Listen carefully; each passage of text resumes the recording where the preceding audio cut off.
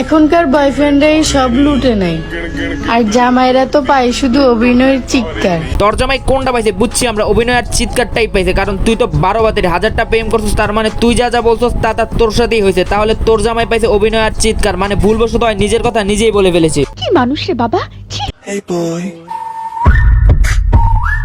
আজকে আমি কথা বলবো পাঁচা চুলকানি বাংলাদেশের মিয়া খলিফাকে নিয়ে। চলেন লারা দিব কম চিনি দিব বেশি, ভিডিও শুরু করা যাক। তুমি তোমার রূপ নিয়ে ফুটানি করতে না।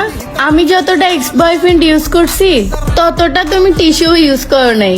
পচা মাছের মধ্যে মাছি একটু বেশি উড়ে গন্ধ, আই মিন ডাস্টবিনের ময়লা। ভাই যাই হোক, এই চুতমানে যে অনেকগুলো এক্স ব্যবহার করছে, এটার মাধ্যমে এই খানকি মাকি কি বুঝাইতেছিল? আসলে ভাই ওই যে 12 বাতের যে ওই যে 420 মাইটা এটা বুঝাইতেছিল। বাদ দেন ভাই, এগুলো কেরানীগঞ্জের ডাস্টবিনের ময়লা।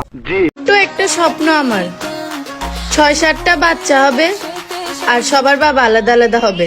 যার চরিত্র যেমন তার শখটা তেমনই, বুঝছিনি ব্যাপারটা, তার চরিত্রটা কেমন এতক্ষণ আপনারা বুঝিয়ে যাওয়ার কথা। এখন গাইস ওরে আমি খানকি মাকি করে যে গালি দিলাম, এটাকে আমি খারাপ কিছু করছি? অবশ্যই না, কারণ খানকি মাকি তো খানকি মাকি বলা উচিত। এখন আসি আসল কথা, যে মায়াকা তার বাচ্চা হবে বা তার ছেলে মেয়ে হবে 6 জন, আবার 6টা ছেলে মেয়ের বাপ হবে 6 জন, তার শখটা কিরকম, তার চরিত্রটা কিরকম এতক্ষণ আপনারা বুঝেই গেছেন। এই খানকি মাকি আসলে বাংলাদেশের মিয়া খলিফা কম হয়ে যায়, আর তার উপর লেভেলে গেছে গা। মিয়া খলিফারও এমন শখ জায়গা নেবে। যাই হোক ভাই, এরা যে এরকম অশ্লীল ভিডিও বা নোংরামি ভিডিও বানায়, তার পরিবারকে এগুলো দেখে না।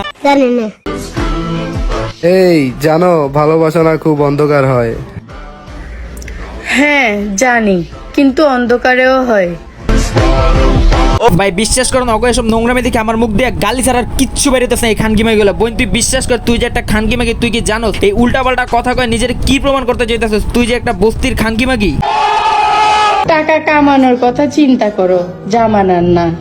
এই যে তুই নোংরামি করে 2টা টাকা কামাই ফেলতে পারবি, কারণ তুই ইমো ফ্রিল্যান্সার করে ভালো টাকা কামাই নিতে পারবি, কিন্তু আল্লাহর কাছে যখন যাবি তুই তখন কি জবাব দিবি? একবার চিন্তা করছিস? অন্তত আখিরাতের কথা চিন্তা করে এসব নোংরামি বন্ধ কর প্লিজ বই।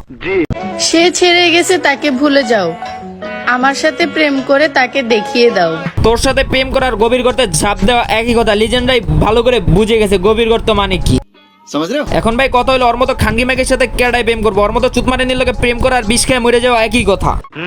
আমরা মেয়ে মানুষ জনাব, আমরা ছেলেদের মতো রোডে গাড়ে মুততে পারি না। তাহলে তোরা মেয়েরা চেনলা জিন্স কেন পড়ছ? এটা আমার কয় বোন, তোরা এডি না করে আমাদের দে আমাদের দে, মানে লিঙ্ক। কতদিন হলো লিঙ্ক ভাইরাল না, আর আমাদের মতো রোস্টারদের ভিডিও ভাইরাল হয় না, আর মিলিয়ন ভিউ আসে না। এসব নোংরামি না করে আমাদের লিঙ্ক দে, আর তাহলে অন্তত আমাদের মতো রোস্টারদের উপকার হইব।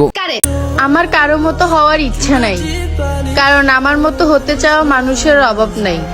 বাংলাদেশের সব মেয়েরা তোর মতো খানকি মাগি না যে মিয়া খলিফা হইতে চাইবো। তুই যে বাংলার মিয়া খলিফা। ঠিক 10-এ 10 পাইছো। আমি 12 ভাতারি না। ভালো প্রোডাক্ট পেতে হলে তো 10-12টা দোকান ঘুরতেই হয়। গাইস আপনারা শুনছেন, ওই বলে 12 বাতের না। ওই ভিডিওতে কইতে পারবো 1000টা ছেলেরে ইউজ করছে, 1000টা পোলার লগে অ্যাশ করছে। समझ रहे हो?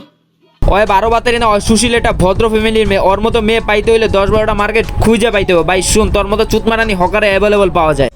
সম্মান এমন একটা জিনিস, আপনি টাকাকে করবেন আর মানুষ আপনাকে। কথা সত্য, কিন্তু যারা নোংরামি অশ্লীলতা করে টাকা ইনকাম করে, ওদের কাছে যতই টাকা থাকুক ওর কাছে সম্মান থাকে না। এই যেমন তুই, কারণ তোর কাছে টাকা থাকতে পারে কিন্তু সম্মান নাই। যাই হোক গাইস, আজকের ভিডিও এখানে দেখা হচ্ছে নেক্সট কোনো ভিডিও। তখন পর্যন্ত still then stay safe, take care, bye by.